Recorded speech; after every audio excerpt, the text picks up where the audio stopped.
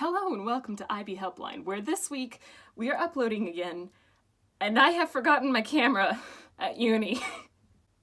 Hence the reason why I'm using my phone and my sister's mirror light. So if things look weird during this video, it's okay. It's not just you, I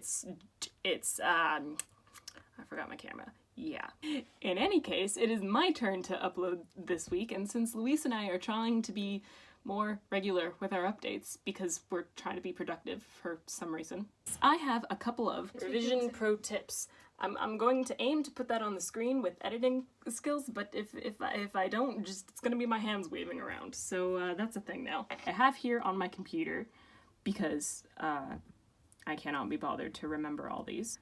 So First things first, if you're coming to this video a week before your exams, it is already too late, and you are procrastinating, and you have ignored one of my previous videos, and I am disappointed in you, but also I am one of you, so I cannot judge.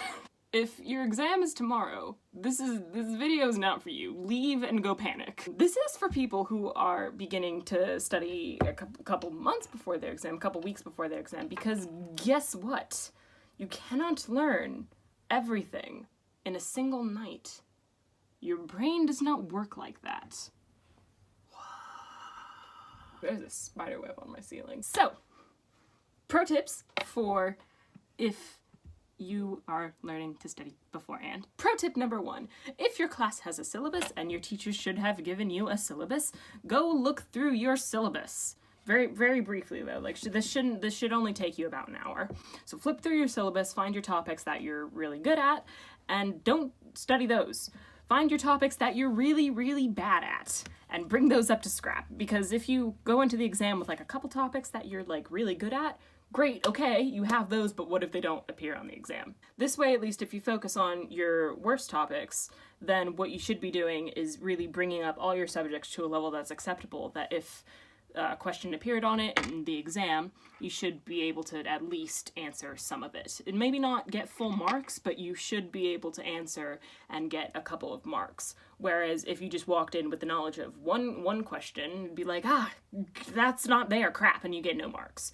So it's like a analyze the situation kind of thing. Pro tip number 2! Go look at your notes. If you took them, you should be taking notes. Okay, so when I say look at your notes, and I say go look at your notes, now this is my little university notebook. It's only for 2 of my subjects actually, because I've got these little tabs, and so I personally have this thing when I look at my notes, and these are my class notes, one color, and they look really disorganized and terrible. This is for one of my classes, and then these are my detailed notes. It's the same class, the same lecture. I've got my little diagrams here, and then if you go on to the next page, it's multicolored with a bunch of different things. So if you work better in color, then take your class notes and make them colorful. So when you're looking over your notes, it's probably good if you have the textbook on hand. This is the IB biology textbook. As you can see, it's very thick, and you will not have time to go over all of this. So what you can do instead, and I don't actually have my biology revision book with me because it's at uni. What you can do is you can get yourself one of these Oxford IB study guides, and they're very helpful. This is my one for psychology. As you can see, it's a lot thinner, and it's got still all the information you need, explained in nice little sections. So, and each of these are about a page to 2 pages. This one's got 2 on 1 page. So, what I recommend is getting yourself one of these books. I got one for each and every one of my subjects. The one I have with me right now is my psychology one and my Spanish one, and both of them were very helpful. Admittedly, I did use the psychology one more because I did high-level psychology and I was just doing standard-level Spanish. That is pro tips. Actually, I just combined pro tips 3 and 4. So pro tip number 3 was go to the textbook. Always in the textbook they have this handy-dandy little section, rarely known to people, called, that's not the handy-dandy section I'm talking about, called index. Whoa, so cool. You can find everything you need right there. I'm sorry, I'm being very patronizing. But yeah, go to the index if you're looking for stuff on ribulose bisphosphate. It's right. Oh, there it is. Ribulose bisphosphate, page 389. That's not page 389.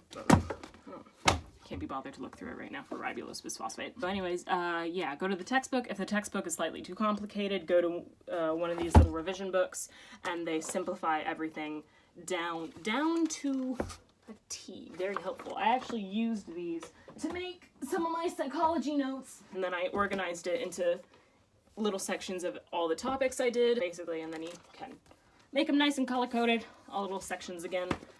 Now, pro tip number 5, I have a special guest star, which is my sister. I have forced her into this. She sure has. Come here, child. Get out. Move. No, I'm still going to, this is my channel, you're not taking over. By the way, the camera's like, right there, look right there. It's going to be talking about past papers, and why they're very helpful, because your teachers never teach you how to answer exam-style questions. Get out. Hi, I'm Lila. I'm a year 11 student doing my GCSEs, trying to. And this here is a physics past paper. When you first start doing the past papers, use your notes to help you answer questions that don't. What I like to do is I take the sections that I do know without looking at my notes in one color, and then the stuff I had to write down using my notes in another color. And then once you get good enough at the past papers, you can go back down to not using your notes at all. And then what you can do, you have to have the mark scheme.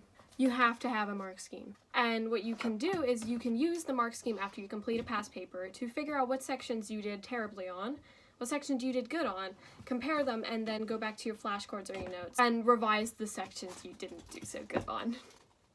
I've been doing mostly past papers to help me revise, but everyone's different. Past papers are definitely a very good way to practice exam-style questions. Okay, This is my channel, you can't block me out, you cannot censor me. I'm still talking about past papers and mark schemes. Oh, are you? So you use the mark scheme to review what you didn't do so well, go back to your flashcards, and then continue to complete the past papers to give yourself lots of practice for the exam questions. You can stare at your notes, but the only way to practice for an exam is to do an exam. Do I just turn it off now? I guess. I mean, I didn't think that you would actually give that much information. I thought you were going to come in and support me, be like, past papers, yay! But no, she's actually better at this than I am, so maybe... I'm actually, like, you know, a good student. Oh, well, that's news. This is news to me. Rude. So yeah, my first GCSE is in about 2 weeks. She's dying. Help me. But it's okay, because my first exam is in a month. Ha! Lila has left this. Ah! What did you do to my chair? I sat on it. Lila is leaving the vicinity. So everyone, that was my sister. She's the second oldest after me. So she does things. She does things better than I do. So yeah, past papers are very helpful. If you can get your hand on them, do ask your teacher, because most of the time they will give them to you. So after you've gone through all your notes and stuff, in revision, focus on past papers, because at the end of the day, you won't be able to get any marks if you don't know how to answer the question, which is why Lila mentioned have the mark scheme. If anyone's wondering why my arm keeps like doing this at random intervals, it's because I'm trying to make these files small enough to send it to my computer afterwards so I can edit. Next week I will be uploading again on exam tips with the same terrible camera, because I will still be at home. Yay! So, do not expect an improvement in this. This will not improve. In case, yeah, I hope you enjoyed the video. I'm stealing Luis's ending. I think it's going to become our official ending now. I have been Keely of IB Helpline. You have been the procrastinating / panicking IB students. Hopefully we'll see you next week, and yeah. Hope you enjoyed the video. Okay, so what I mean by taking notes, these are my own university notes, and I have this. The camera fell onto my desk. Oh no. Lila, get out. Okay. Go away! You're gonna keep filming. Of course I'm gonna keep filming. You edit it out. Okay, leave it out. Yeah, there's this thing called editing. Okay, bye. I have a long blooper section. Wait, yeah, you should should see some of my other videos. I need to like make a bloopers video and say, this is how many times I stutter in front of the camera. Okay, yeah. She just fell. No, I didn't. I should run this channel. That's a shot. Excuse you, get out! Don't delete my part. I'm like, I can't. You literally did a better job than I did.